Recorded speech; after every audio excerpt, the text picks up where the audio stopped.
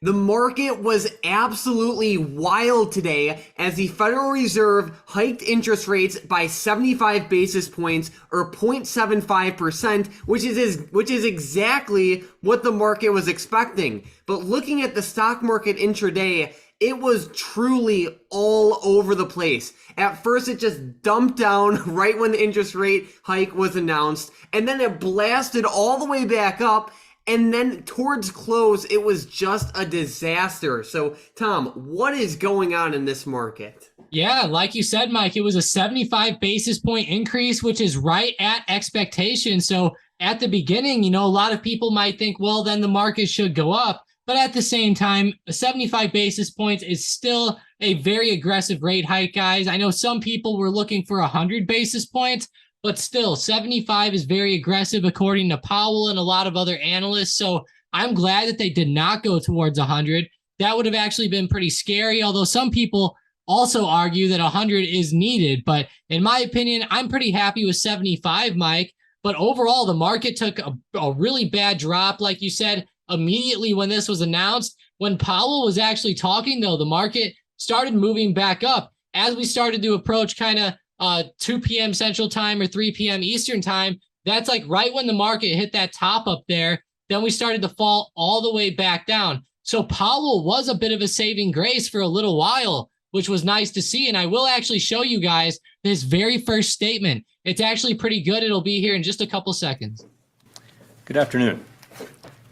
My colleagues and I are strongly committed to bringing inflation back down to our 2% goal. We have both the tools we need and the resolve that it will take to restore price stability on behalf of American families and businesses. So that's pretty much what he keeps saying. He keeps saying that the feds will restore price stability and they're going to bring inflation back down towards their 2% goal, pretty much no matter what happens. And a lot of people were asking him questions after he spoke, and he kept saying, yes, if inflation's at 4, 5, or 6%, we're still going to keep rates high because that's not down towards our goal. So he really reiterated that they would keep trying to bring that down towards 2%.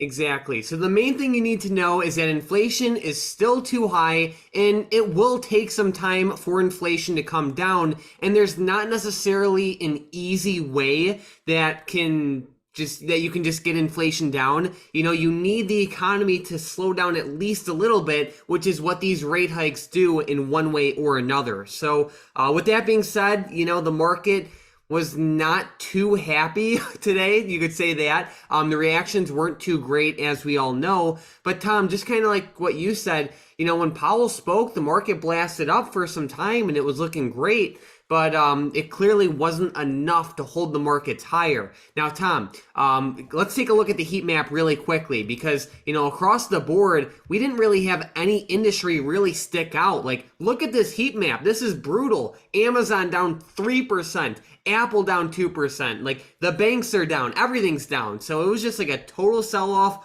all across the board, and a lot of stocks are pretty close to lows. Yeah, and even while some stocks were green, for example, like Nvidia, they closed green, but that move towards the end of the day almost took them down into the red. And in after hours, they're like really close to break even or almost in the red. So a lot of these stocks might even end up opening up a lot lower tomorrow. So keep that in mind, guys. There might be some crazy pre-market action coming up in the morning. And you're right, Mike, that heat map is terrible. Almost everything ended up falling back off. Some of the biggest moves to the downside today, Mike, were NEO. They ended up falling down 10%. Look at that drop today ever since open. NEO LI was down a lot. I noticed CCL was down 6.8%. They were actually moving quite well earlier in the week and then started really falling off now. Obviously, that was bad to hear with all the inflation and everything like that still going on, and them raising rates didn't help, but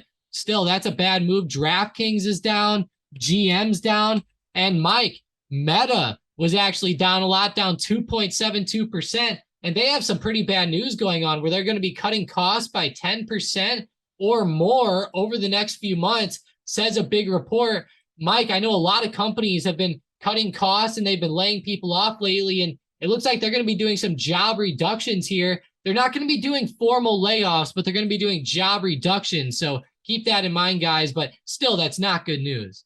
So I am someone who owns Meta for the long term. I think they have a ton of potential to grow, especially at this valuation. And I would actually argue that this news is not bad. Like you said, Tom, a lot of companies are either reducing their hiring or just straight up laying people off. What Meta's doing here should help the bottom line. So personally, I don't think it's that bad of news. Yeah, I really don't think it's that bad either. It will help costs. And, we've seen some companies actually pop up over the past few months whenever they started announcing some of these cost cutting measures. So hopefully that really does help Meta's bottom line, like you said. And plus, Mike, Meta has this big event coming up on October 11th where they're going to be unveiling some of these new headsets. This is going to be a big deal for Facebook/Meta, and they've been dumping billions and billions of dollars into this. It says Meta has spent as much as $10 billion a year on his vision of making the next major software platform. So that is huge, Mike. And I hope that they unveil some good technology with these headsets, because I will say the headsets right now are pretty cool. And if they start to get even close to some of their visions, that would be amazing. Yeah, so in these types of market environments as a whole, there are two main ways to profit, in my opinion. The first and best way being to buy stocks that are, oversold right now and that are trading at good valuations. It's funny that we're talking about Meta because this is actually one of those stocks, in my opinion.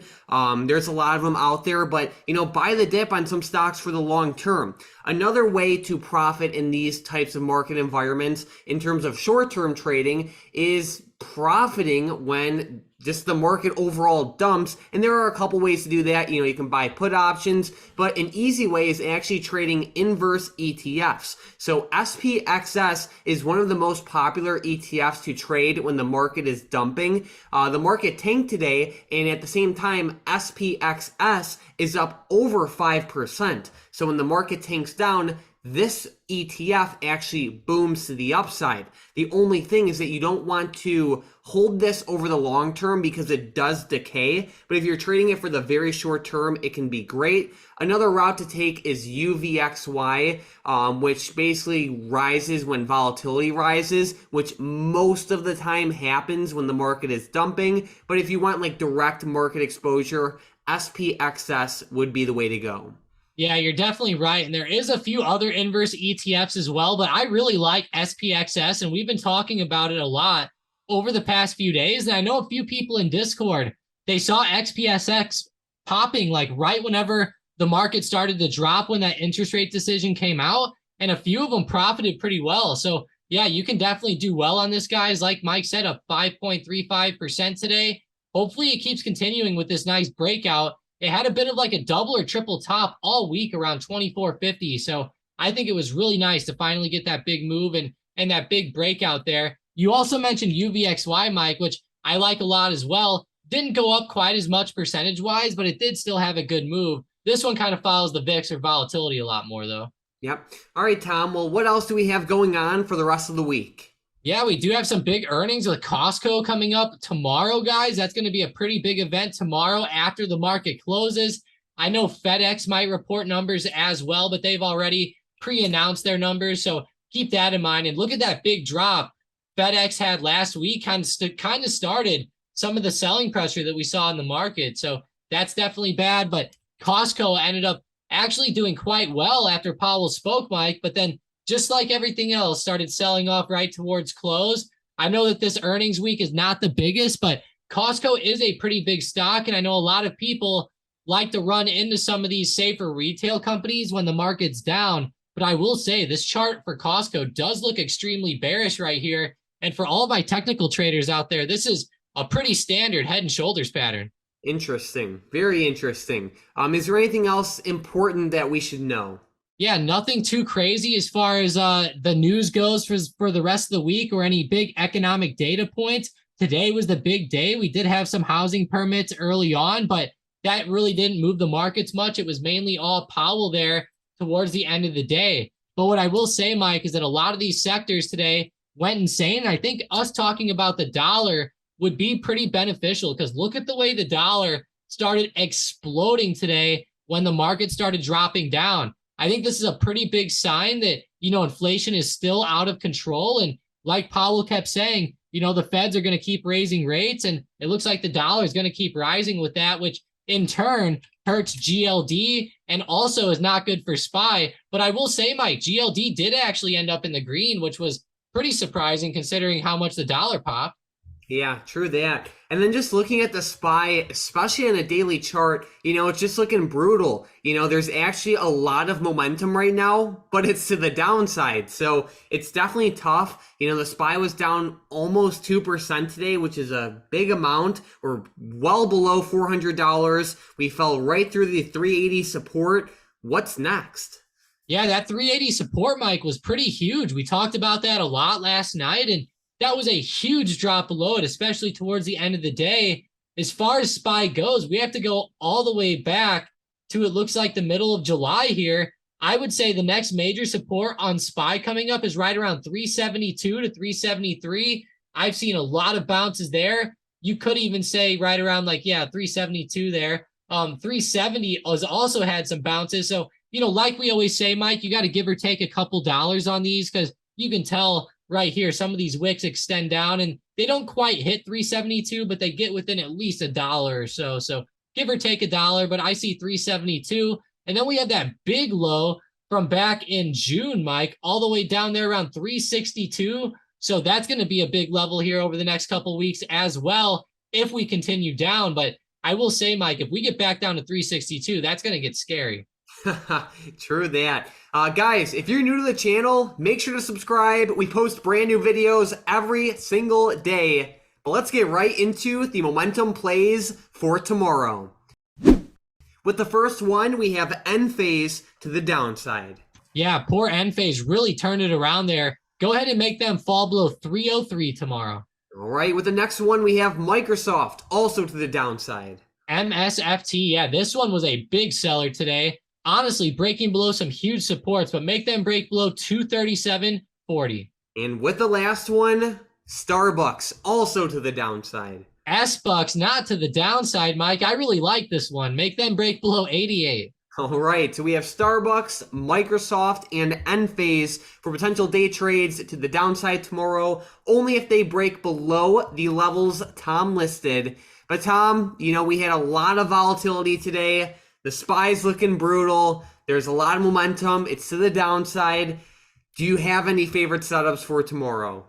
Yeah, I actually do. And this might be surprising to a lot of people, because a lot of big analysts and a lot of just people in general lately have been thinking that higher rates will actually be helping banks. But I actually disagree. I think banks are actually looking pretty good to the downside right now.